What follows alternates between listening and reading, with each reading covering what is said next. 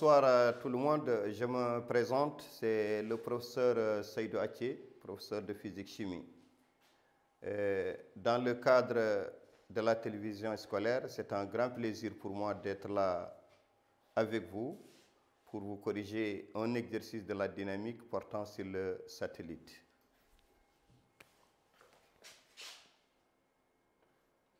Exercice. Deux points, le satellite. Maintenant, mes chers élèves, nous allons passer à la lecture de l'énoncé. Un satellite S supposé ponctuel de masse M évolue autour de la Terre de masse grand M assimilée à une sphère homogène de centre O et de rayon R. L'étude sera effectuée dans le référentiel géocentrique supposé comme galiléen, parce que c'est le seul référentiel là où on peut utiliser la relation fondamentale de la dynamique. On notera R, la distance OS entre le centre O de la Terre et la position S du satellite. Et on introduira le vecteur unitaire dirigé de O vers S. La première question 1.1, exprimer le vecteur force d'attraction gravitationnelle F qu'exerce la Terre sur le satellite en fonction de U, la constante de gravitation universelle grand G, la masse grand M de la Terre, la masse petit m du satellite et le rayon de l'orbite petit r et le vecteur unitaire U. Donc nous allons représenter la force de gravitation. Nous avons dit que cette force de gravitation, son point d'application, c'est le centre du satellite. Sa direction, elle est centripète, elle est dirigée vers le centre. Et il est porté par la normale. Donc nous allons représenter la force de gravitation F qui est centripète. F qui est dirigée vers le centre. Et nous avons dit que le vecteur unitaire est orienté de O vers S. Voici le vecteur unitaire U. Maintenant, nous allons déterminer l'expression vectorielle de cette force de gravitation. La question 1.1.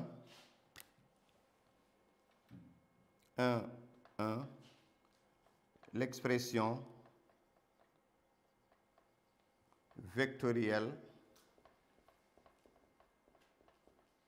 de la force de gravitation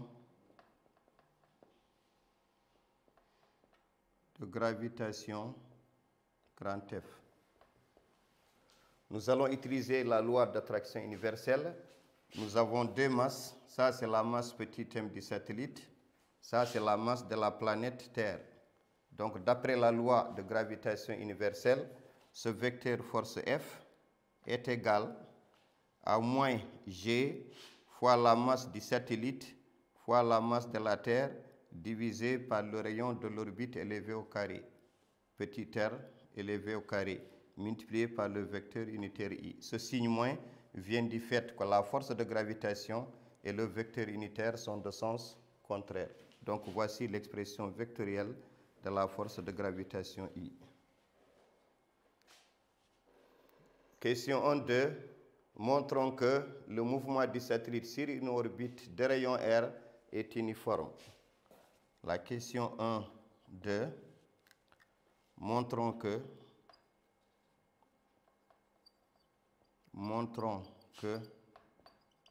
le mouvement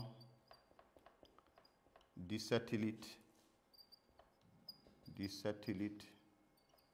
est uniforme.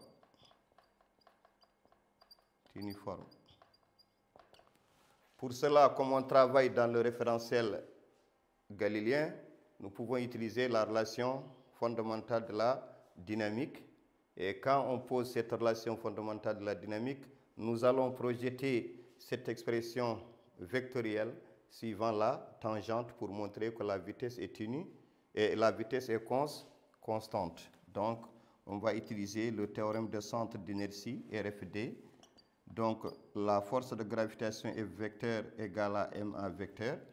Nous allons projeter suivant la tangente, bien sûr la projection suivant la tangente. La projection F suivant la tangente égale à 0. Donc, cela implique que MAT égale à 0. La masse du satellite elle est différente de 0. Cela implique que l'accélération tangentielle qui est égale à la norme de la dérivée de la norme de la vitesse par rapport au temps égale à 0. Cela signifie que la vitesse est une constante. Donc, cela signifie que le mouvement est uniforme. Et on nous demande de représenter un schéma dans lequel va se figurer le vecteur vitesse et le vecteur accélération. La vitesse du satellite est portée par la tangente, la vitesse V.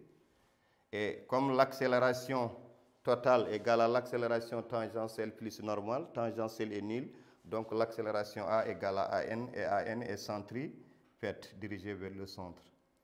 Donc on a représenté le F, le A, le V et le vecteur unitaire I.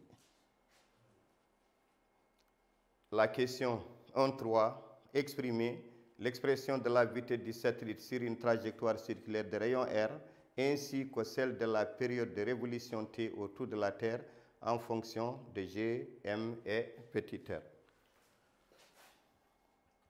2. Nous allons déterminer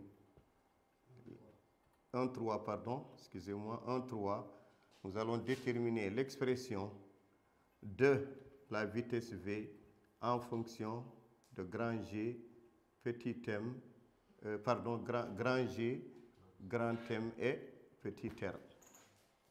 Donc nous allons essayer de projeter cette relation vectorielle F, vecteur qui est égal à M1, on va projeter suivant la normale.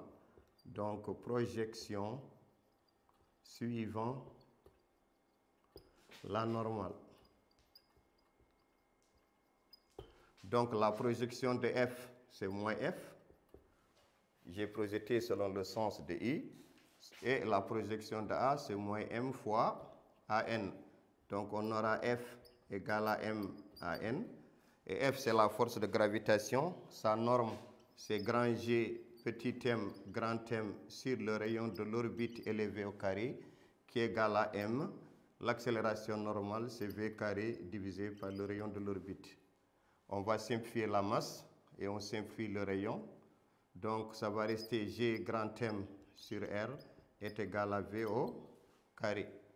Donc, on va tirer la valeur de la vitesse du satellite est égale à racine de G grand M divisé par R. Maintenant, nous allons déterminer aussi l'expression de la période du satellite. Donc, la période T.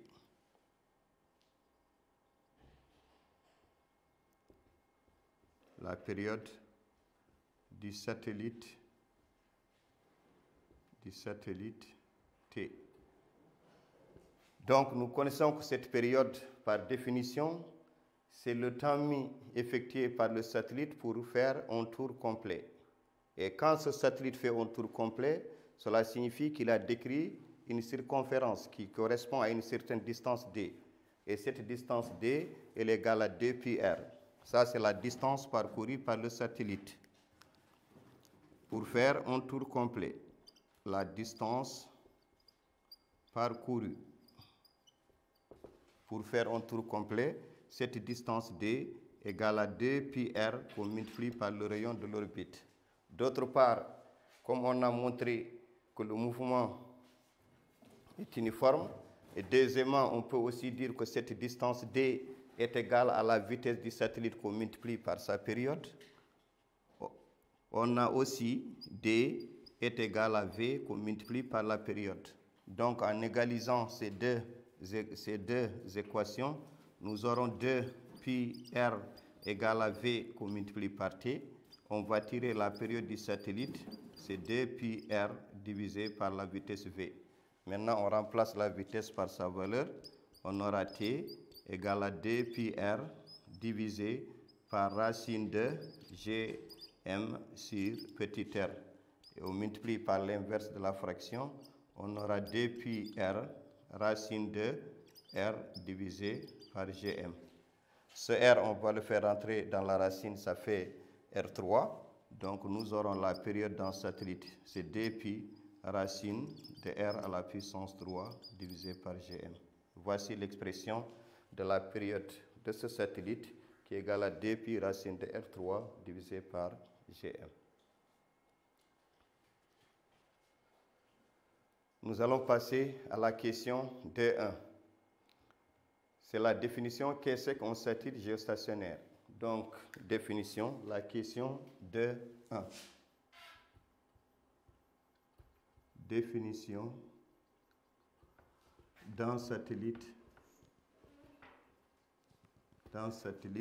géostationnaire.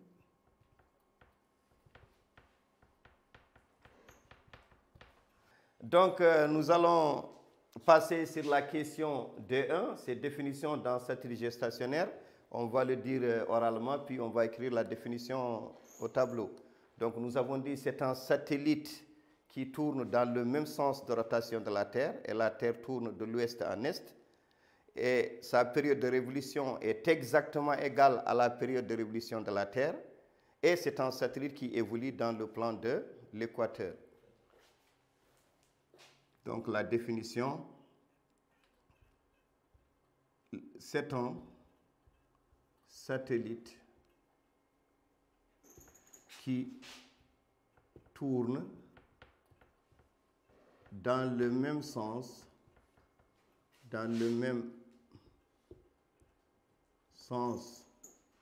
de rotation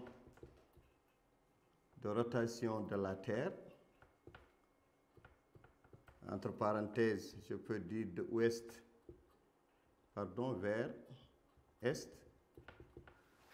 Sa période de révolution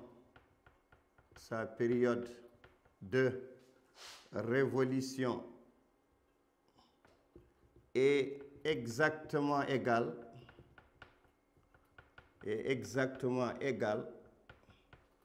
à la période de révolution de la Terre. À la période de révolution de la Terre. Et qui évolue dans le plan de l'équateur.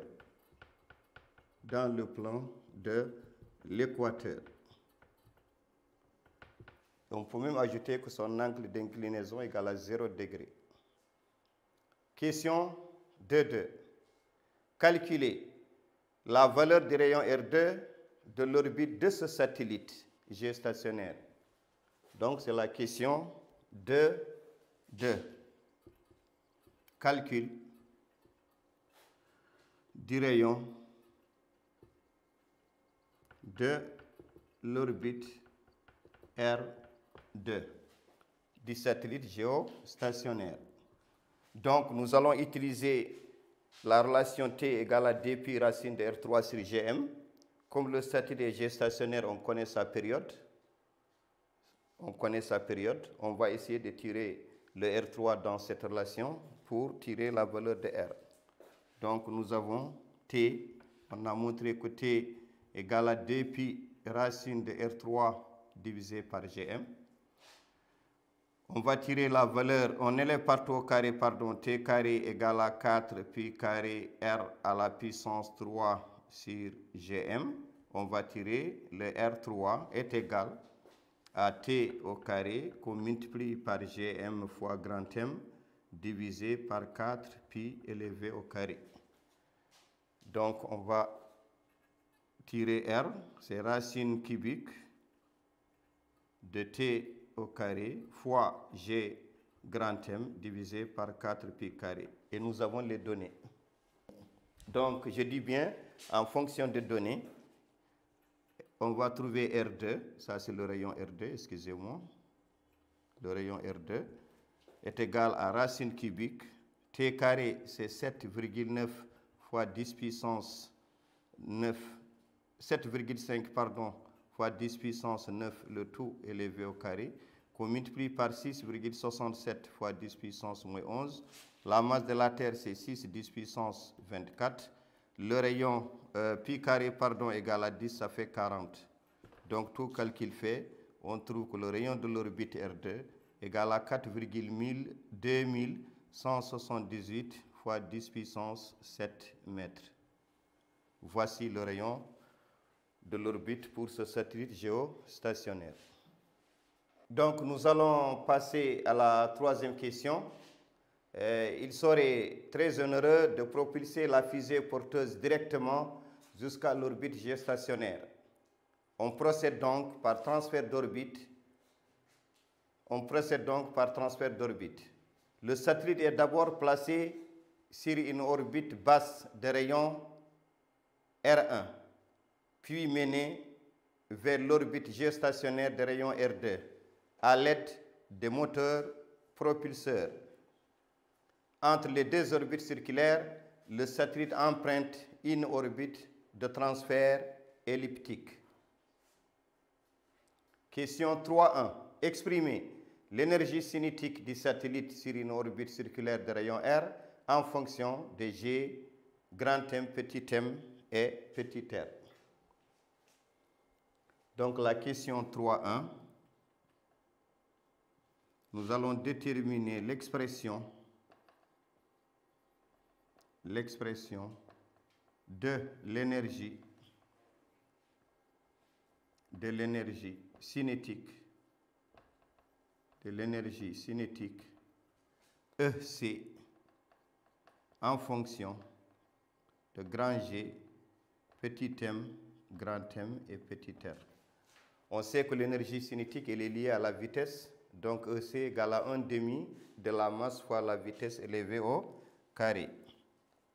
EC est égal à 1/2 de m fois la vitesse v au carré.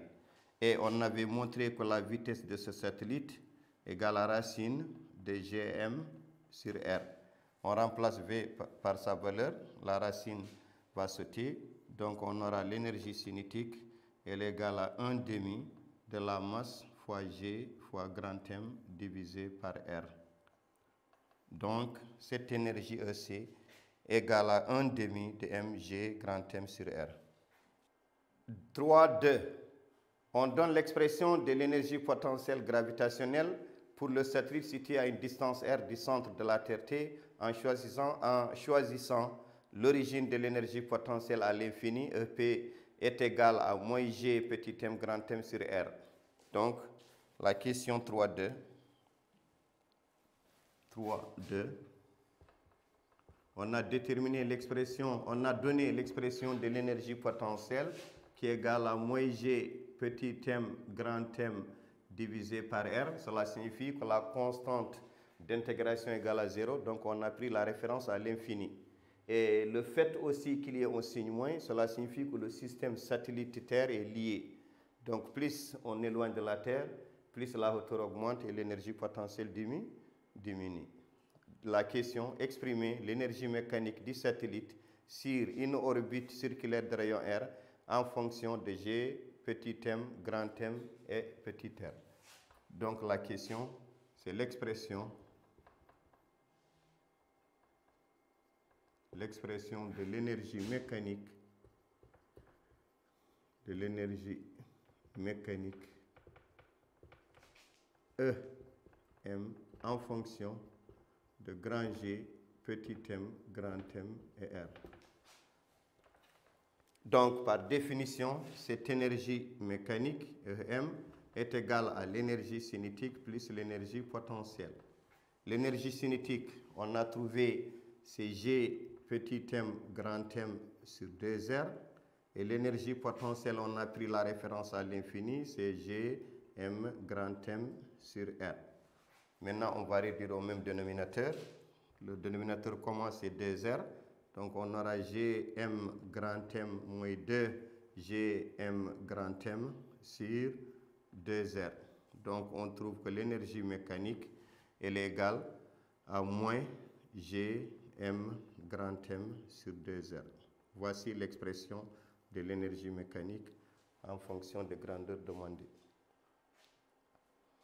3.3. Exprimer successivement l'énergie mécanique et l'énergie potentielle en fonction de EC sur 7 mêmes orbites. Donc, exprimer l'expression, c'est la question 3.3. 3. On va dire l'expression de l'énergie mécanique en fonction de l'énergie cinétique, puis l'expression de l'énergie potentielle en fonction de l'énergie cinétique. Donc, nous allons revenir. Nous avons montré que l'énergie mécanique est égale à moins G M grand M sur 2R. Et on a montré aussi que l'énergie cinétique est égale à G M grand M sur 2R. Vous avez la première équation et la deuxième équation. On va diviser l'équation 1 par l'équation 2. Donc nous aurons E M divisé par EC est égal à moins G M grand M sur 2R divisé par G M grand M sur 2R. Nous avons le numérateur égal au dénominateur. Donc cela signifie que le rapport EM sur EC égale à moins 1. Donc l'énergie mécanique est égale à moins l'énergie cinétique. De même, nous allons trouver l'expression entre E et EC. Donc, de même, on a montré que l'énergie potentielle c'est donné, c'est moins G M grand M sur R, et l'énergie cinétique est égale à G M grand M sur 2R. Donc, on va faire le rapport de 2. Donc, on aura l'énergie potentielle divisé par l'énergie cinétique est égal à moins G M grand M sur R divisé par G M grand M sur 2R.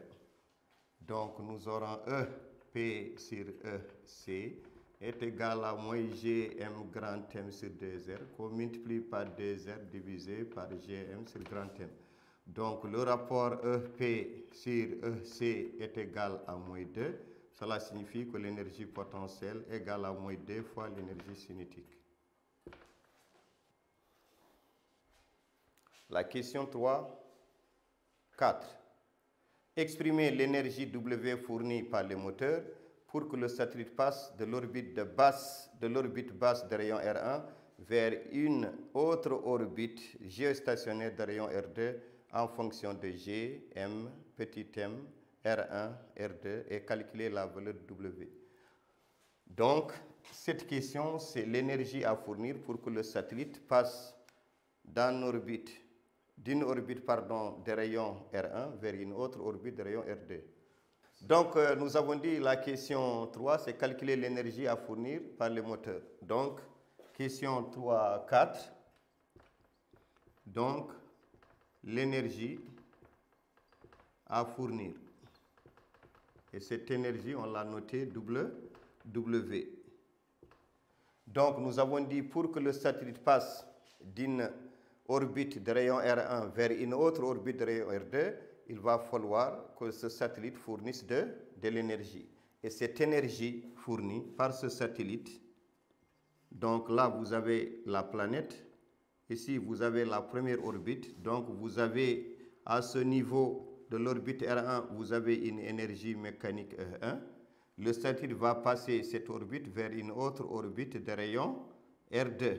Donc, aussi, il aura une énergie mécanique E2. Donc, cette énergie à fournir W est égale à la variation de l'énergie mécanique. Donc, nous pouvons dire que cette variation de l'énergie mécanique est égale à l'énergie mécanique EM2 moins l'énergie mécanique EM1. Avec l'énergie mécanique EM2, c'est moins G grand M petit m sur 2R2. Et l'énergie mécanique EM1 égale à moins G petit m grand M sur 2 fois R1. Donc, nous allons faire la soustraction. Nous aurons W, l'énergie à fournir, est égale à moins G petit m grand M sur 2 fois R2 moins un facteur de moins G petit m grand M sur 2 fois R1. Donc on enlève la parenthèse.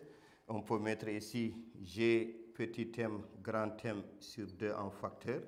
Ici ça va rester 1 sur R1 moins 1 sur R2. Voici l'énergie à fournir par ce satellite pour qu'il passe de l'orbite R1 vers une autre orbite R2. Et maintenant, on va calculer le W, donc une application numérique. Application numérique, W est égal. G, c'est 6,67 fois 10 puissance moins 11. La masse du satellite, c'est 1000 kg, ça fait 10 puissance 3. La masse de la Terre, elle est égale à 6 fois 10 puissance 24, divisé par 2. Le rayon de l'orbite R1 égale à 6700 km, on convertit en mètres, ça fait 67 10 puissance 5. Donc ça fait 67 fois 10 puissance 5. Et le rayon R2, on avait trouvé c'est 4,2078 fois 10 puissance 7. Donc tout calcul fait, on trouve W égale à 2,51 fois 10 puissance 10 joules.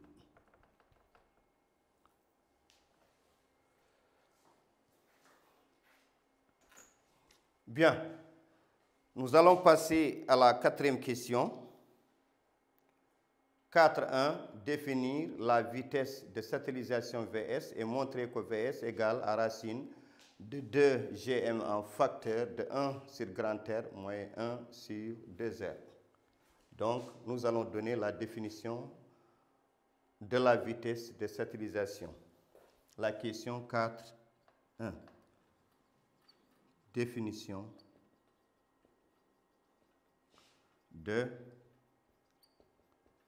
la vitesse de satellisation.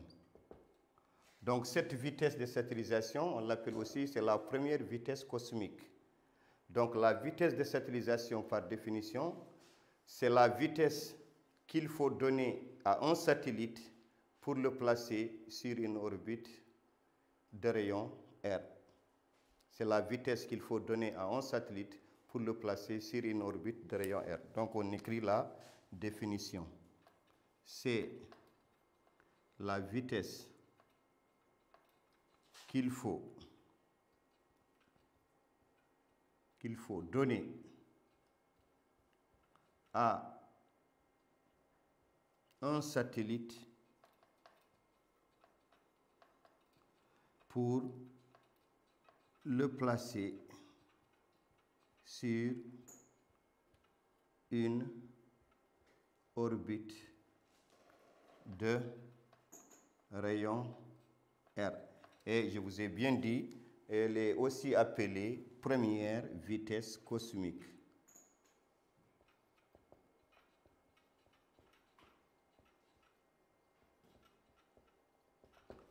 Bien. Maintenant, nous allons montrons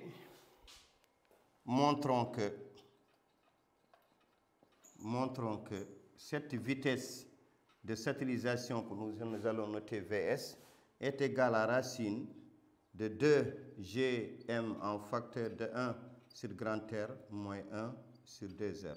Nous allons faire la démonstration. Nous connaissons que les forces de frottement n'existent pas, donc il y a la variation de l'énergie mécanique entre l'énergie mécanique au sol et l'énergie mécanique sur une orbite R. Donc nous allons poser que EM R, c'est l'énergie mécanique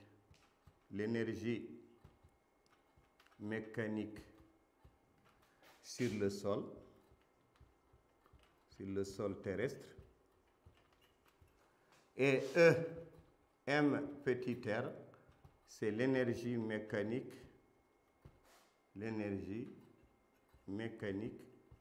pour une orbite de rayon petit r. Comme il y a la conservation de l'énergie mécanique égale à 0, cela signifie que l'énergie mécanique au sol égale à l'énergie mécanique pour une orbite R.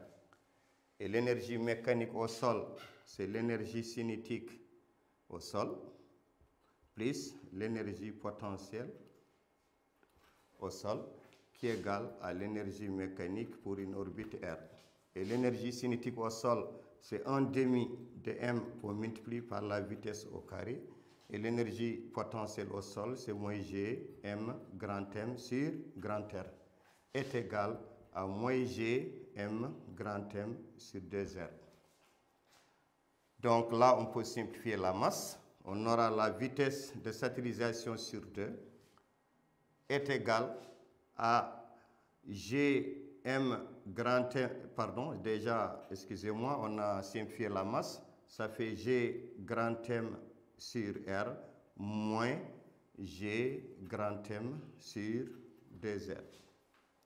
Je vais mettre Gm en facteur, j'aurai la vitesse de satellisation au carré sur 2 est égale à Gm en facteur de 1 sur R moins 1 sur 2R. On va tirer Vs au carré égale à 2 Gm en facteur de 1 sur R moins 1 sur 2R. On tire la vitesse de satellisation est égale à racine de 2 Gm en facteur de 1 sur R moins 1 sur 2R. Donc maintenant, nous allons calculer cette vitesse lorsque le satellite est rasant. C'est quoi un satellite rasant? C'est un satellite qui se trouve à l'altitude h égale à 0. Donc le rayon de l'orbite égale au rayon de la planète. Donc si le satellite est rasant, donc son altitude h égale à 0, cela signifie que le rayon de l'orbite égale à grand R. Donc on va remplacer, nous aurons alors la vitesse Vs égale à racine de 2 Gm en facteur de 1 sur grand R moins 1 sur 2 fois grand R. On va réduire au même dénominateur. Donc nous aurons Vs est égal à racine de 2 Gm sur 2 R. Donc on trouve la vitesse de satellisation est égal à racine de Gm divisé par R. Ce qu'il fallait démontrer. Et on fait l'application numérique. Donc cette vitesse, elle est constante pour la Terre, c'est 6,67 fois 10 puissance moins 11, qu'on multiplie par 6 fois 10 puissance 24, divisé par le rayon qui est donné, c'est 6380 km, on convertit en mètres, divisé par 63,80, on va augmenter 3 zéros. Donc, je dis bien, cette vitesse V égale à racine de 6,67 moins 11 fois 6 10 puissance 24 divisé par 6 380 000. Donc, tout calcul fait, on va trouver que Vs égale à 7,9 fois 10 puissance 3 mètres par seconde, mais qu'on peut donner aussi en kilomètres, ça fait 7,9 km par seconde. Voilà. La dernière question, c'est la question 4.2.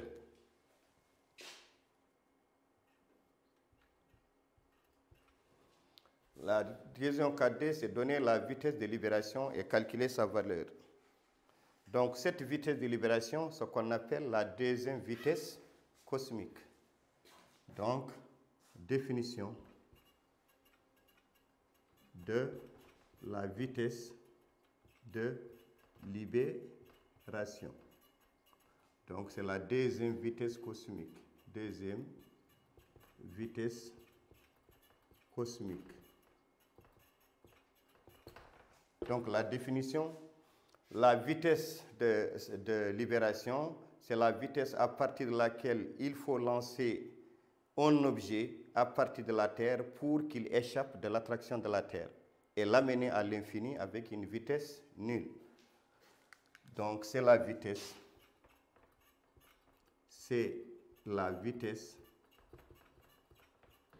à laquelle il faut lancer un objet à partir de la Terre pour pour qu'il échappe de l'attraction de la Terre, virgule, c'est-à-dire l'amener à l'infini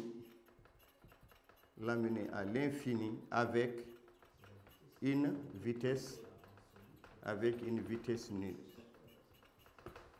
Voilà.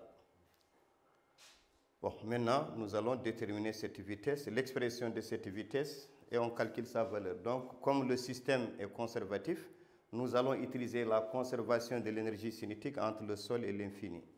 Donc, et la conservation de l'énergie mécanique entre le sol et l'infini. Donc, la variation de l'énergie mécanique est égale à 0. Donc, l'énergie mécanique à l'infini est égale à l'énergie mécanique au sol.